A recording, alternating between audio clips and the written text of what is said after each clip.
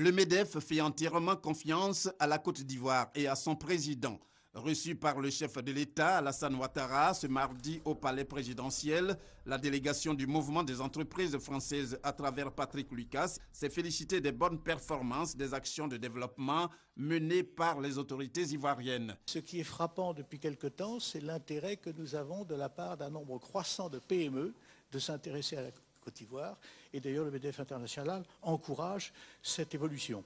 Nous sommes particulièrement frappés de l'évolution de la Côte d'Ivoire et nous nous en réjouissons. Le président de la République, présentant la situation générale, a évoqué la nécessité de poursuivre les efforts. Sur les 3 dernières années, 2012 à 2014, nous avons un taux moyen d'à peu près 9% et les déficits sont bien maîtrisés. Nous comptons maintenir le cap. Nous avons tenu pas plus tard que la semaine dernière une grande réunion sur la réforme du secteur de l'énergie qui quand même devient un secteur essentiel compte tenu du degré d'avancement, des progrès économiques que nous avons constatés.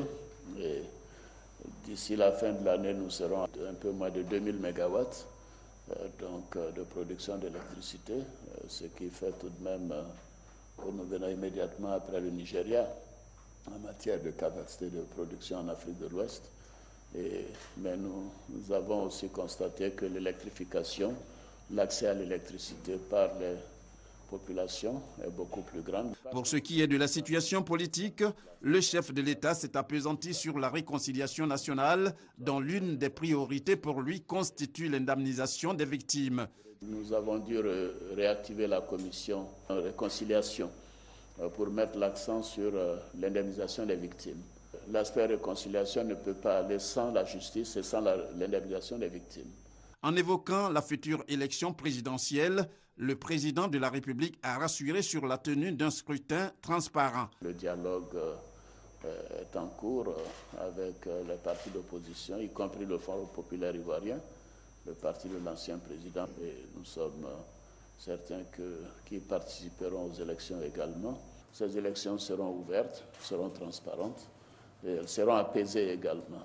Avant de prendre congé de leur hôte, les chefs d'entreprise français ont fait part de leur volonté de s'implanter en Côte d'Ivoire et contribuer à la réussite des grandes réformes entreprises. Ils entendent surtout s'investir dans les domaines de la formation et de l'électricité et soutenir les initiatives de l'État ivoirien en termes de partenariat public-privé.